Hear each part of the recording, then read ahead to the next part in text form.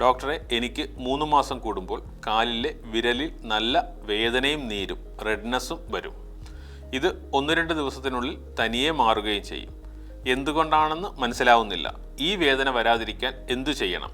ചെറിയ സന്ധികളിൽ പെട്ടെന്നുണ്ടാകുന്ന വേദനയും നീരും ശരീരത്തിൽ യൂറിക് ആസിഡിന്റെ അളവ് കൂടുന്നത് കൊണ്ടാവാം. യൂറിക് ആസിഡിന്റെ അളവ് ബ്ലഡിൽ കൂടുകയും അത് സന്ധികളിൽ ക്രിസ്റ്റൽ രൂപത്തിൽ അടിഞ്ഞുകൂടുകയും ചെയ്യുന്നതിനെയാണ് ഗൗട്ടി ആർത്രൈറ്റിസ് എന്ന് പറയുന്നത്. പ്യൂരിൻ കൂടുതലുള്ള ഭക്ഷണം കഴിക്കുമ്പോഴാകാം നിങ്ങൾക്ക് ഇത്തരത്തിൽ വേദനയും നീരും വരുന്നത്. ഇത് തുടക്കത്തിൽ തനിയെ മാറുമെങ്കിലും യൂറിക് ആസിഡിന്റെ അളവ് കൂടുമ്പോൾ നീണ്ടുനിൽക്കുന്ന വേദനയും നീരും ഉണ്ടാവാൻ സാധ്യതയുണ്ട്. ഭയപ്പെടേണ്ടതില്ല. ഹെർബലി ടച്ചിന്റെ ചെങ്ങന്നൂരോ പയ്യന്നൂരോ കൊയിലാണ്ടിയിലോ ഉള്ള ആയുർവേദ ഹോസ്പിറ്റലിൽ വരൂ. നിങ്ങളുടെ രക്തത്തിലെ യൂറിക് ആസിഡിന്റെ അളവ് നിയന്ത്രിക്കുവാനും വേദന മാറ്റാനുള്ള ചികിത്സയും ഭക്ഷണ രീതികളും നിർദ്ദേശിക്കുന്നതാണ്.